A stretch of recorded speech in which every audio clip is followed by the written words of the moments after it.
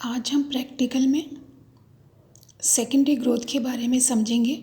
जो एनामोलर secondary growth होती है, जो स्पेशल होती है, वो किस तरह से रिप्रेजेंट करती है या किस तरह से वर्क करती है। डायग्राम्स तो पीडीएफ में सेकेंडरी एनामोलस ग्रोथ के काफ़ी भेजे हुए हैं, तो एक अगर हम समझ लेंगे तो डायग्राम को देख करके हम समझ पाएंगे कि ये सेकेंडरी ग्रोथ जो स्पेशल होती है किस तरह से एक प्लांट के अंदर जहाँ पर ये प्रेजेंट होती है फंक्शन करती है। और मैंने एग्जाम्पल के लिए यहाँ पर ड्रेसिना स्टेम लिया है। हम अगर और दूसरे स्टेम्स के संग इसको कंपेयर करें तो ये अपने आप में और भी ज़्यादा स्पेशल हो जाता है, क्योंकि ये जो स्टेम है ये मोनोकॉट स्टेम है। तो इसीलिए मैंने समझाने के लिए इस स्टेम को लिया है। बाकी के जो स्टेम भेजे हैं वो सारे डाइकॉट हैं, और जनरली डाइकॉट के अंदर ही हमें सेकेंडरी ग्रोथ मिलती है। ऐसे बहुत कम प्लांट्स हैं जहाँ पर हमको मोनोकॉट प्लांट्स के अंदर सेकेंडरी ग्रोथ मिलती है। रेयर एग्जांपल्स हैं, और उन रेयर एग्जांपल्स में से एक ये ड्रेसिना का स्टेम है जहाँ पर सेकेंडरी ग्रोथ मिलती है। तो हम इसको एक बार डिस्क्रिप्शन इसका शुरू करते हैं, फिर इसके जो इम्पॉर्टेंट पॉइंट्स हैं वो देख लेंगे। तो सेकेंडरी ग्रोथ के बाद का ये डायग्राम है, सेलुलर डायग्राम। इसका सिंपल डायग्राम भी है, लेकिन इम्पॉर्टेंट हमारे लिए सेलुलर डायग्राम ही होता है, जिसमें हम सारी सेल्स को देख पाते हैं और समझ पाते हैं। तो सेकेंडरी ग्रोथ कैम्बियम से होती है, ये हमें पता है। ये हमें पता होना चाहिए कि जब प्राइमरी ग्रोथ कंप्लीट हो जाती है तो जाइलम और फ्लोएम के बीच में जो कैम्बियम होती है, जिसे फेसिक्युलर कैम्बियम या वेस्कुलर कैम्बियम कहते हैं, वो फिर एक्टिव हो जाती है और वो बाहर फ्लोएम और अंदर जाइलम बनाना शुरू कर देती है, जिससे कि जहाँ पर भी स्टेम है, रूट है, जहाँ भी बनती है वहाँ पर थिकनेस में ग्रोथ होने लगती है। और वो ज़रूरत होती है, जब प्लांट बहुत समय तक खड़ा रहता है तो उसको थिकनेस की ज़रूरत पड़ती है। बहुत सारे वेदर्स, एटमॉस्फेयर की कंडीशन से वो गुज़रता है, तो इसलिए उसको प्रोटेक्शन की ज़रूरत है। साथ में जब बढ़ेगा तो खाना और पानी की भी ज़्यादा ज़रूरत पड़ेगी। तो इस तरह से सेकेंडरी ग्रोथ से उसको स्ट्रेंथ भी मिलती है और ज़्यादा वो खाने को बना पाता है, रिजर्व भी कर पाता है, सिमिलरली विद द वाटर। और एक और फीचर हमें देखने को मिलता है सेकेंडरी ग्रोथ के साथ प्लांट्स के अंदर, कि जब जो वेस्कुलर कैम्बियम है, जो वेस्कुलर कैम्बियम जैसा बताया जाइलम फ्लोएम के बीच में होती है, और ये फिर कंटिन्यूसली इसकी ग्रोथ होती रहती है और ये सेल्स को डिवाइड करती रहती है, क्योंकि मेरिस्टेमेटिक होती है। वेस्कुलर टिश्यूज़ कंटिन्यूसली ऐड होते रहते हैं। पर अगर पेरिनियल बहुवर्षीय प्लांट है तो कुछ समय के बाद जो वेस्कुलर कैम्बियम होती है वो पूरी तरह से एग्जॉस्ट हो जाती है, कंज्यूम हो जाती है, और प्लांट की ग्रोथ को फिर आगे भी ज़रूरत होती है। तो उसको रिप्लेस करने के लिए जो वेस्कुलर कैम्बियम है वो तो वेस्कुलर बंडल्स में बनती है, उसके पूरी तरह से कंज्यूम हो जाने के बाद एक एक्स्ट्रा वेस्कुलर कैम्बियम बनती है, या एक्स्ट्रा स्टीलर कह सकते हैं, जो वेस्कुलर बंडल्स के बाहर बनती है।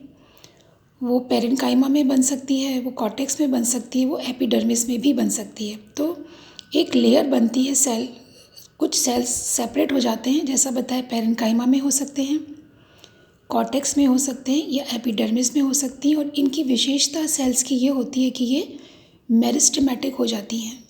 लेकिन अब हम इन सेल्स को फेलोजन कहते हैं।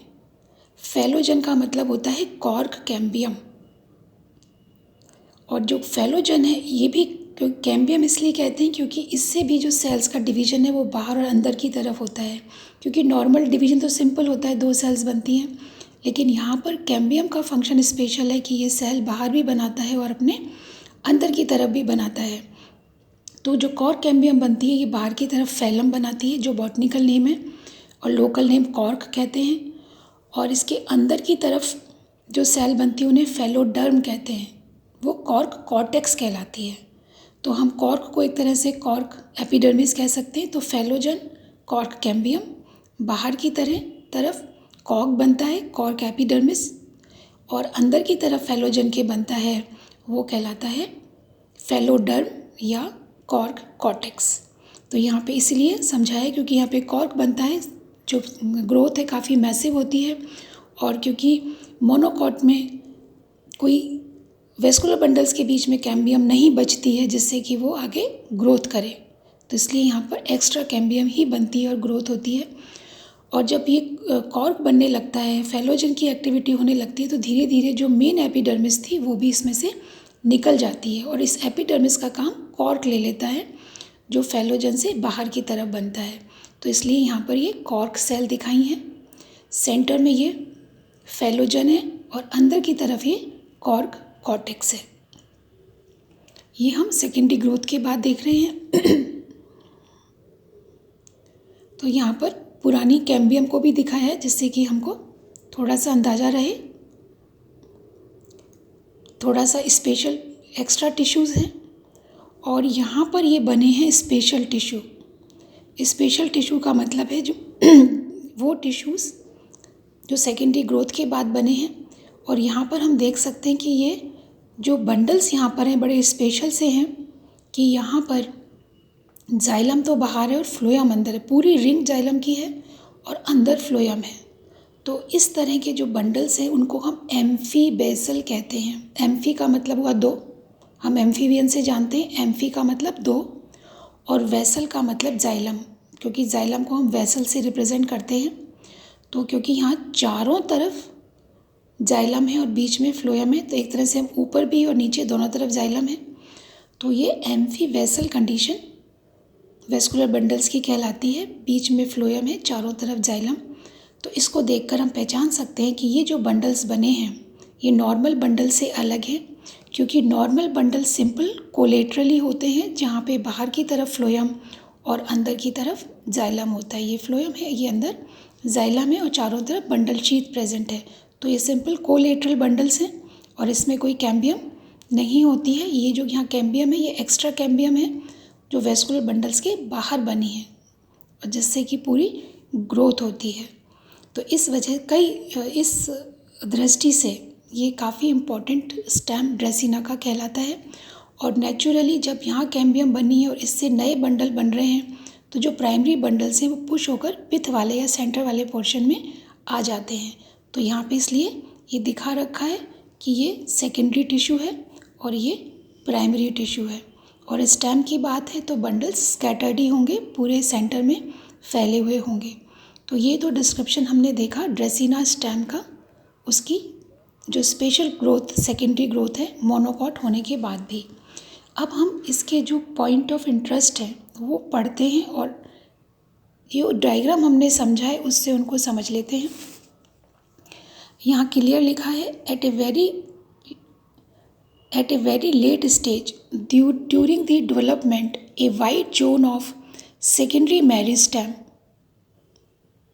That is cambium develops outside the vascular bundle. क्योंकि वेस्कुलर बंडल में तो कैम्बियम है ही नहीं, तो वेस्कुलर बंडल के बाहर कुछ टिश्यू होता है जिसमें कि विभजोतक कैपेसिटी आ जाती है या वो मेरिस्टेमेटिक हो जाता है और इसको हम फिर कैम्बियम कहते हैं। इन द पैरेन्काइमा, तो पैरेन्काइमा में ही बनता है क्योंकि वो लिविंग सेल होती हैं। स्क्लेन्काइमा में वो नहीं बन सकता क्योंकि डेड सेल हैं, डेड सेल में डिवीजन की एक्टिविटी नहीं आएगी। तो this meristem tissue cuts of vascular bundles on it's inner side.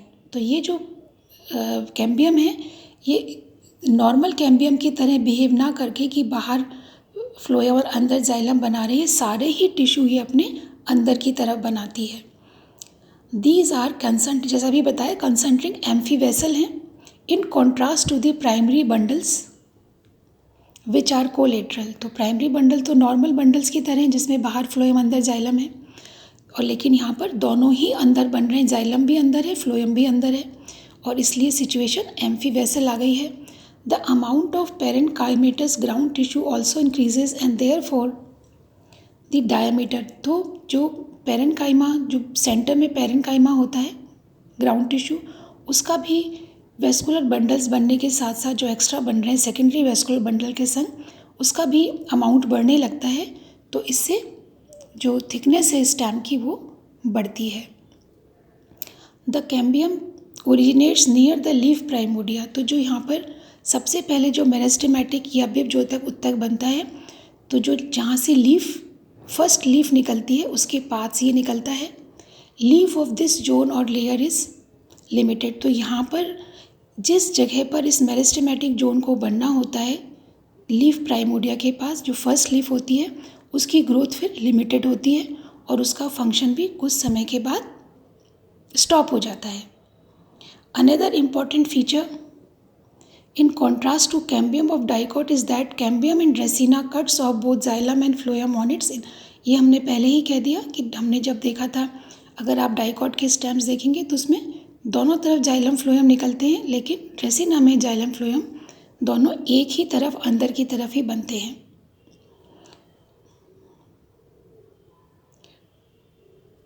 Xylem and phloem on the side while on it's outer face very little amount of parenchyma. तो बाहर की तरफ फिर पेरेन्काइमा कम होता है, मेरिस्टेमेटिक सेल्स होती हैं, अंदर की तरफ वेस्कुलर बंडल्स बन रहे हैं और सेंटर में ही हमको पेरेन्काइमा यहाँ पर मिलता है।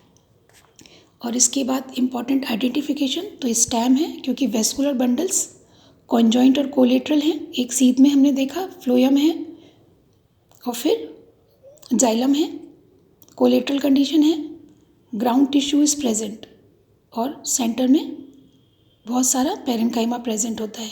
मोनोकॉट क्यों है? वेस्कुलर बंडल्स आर स्कैटर्ड, चारों तरफ फैले हुए हैं, रिंग में नहीं है जैसे कि स्टेम में होते हैं। कैम्बियम प्रेजेंट नहीं है वेस्कुलर बंडल के बीच में, इसलिए यहाँ पर एक्स्ट्रा मेरिस्टेमेटिक टिश्यू बनता है। एंडोडर्मिस और पेरिसाइकिल भी यहाँ पर एब्सेंट होती है और सेंटर में पिथ कोई डिफाइंड नहीं होती है, बस थोड़ा टिश्यू होता है, कभी बड़ा होता है कभी कम होता है, तो वो भी वेल डिफाइंड नहीं होती है। तो स्टेम और मोनोकॉट, स्टेम है और कैसा है? मोनोकॉट स्टेम है। तो ये हम एनामोलस ग्रोथ ड्रेसिना में हमने आज कंप्लीट की। Thank you.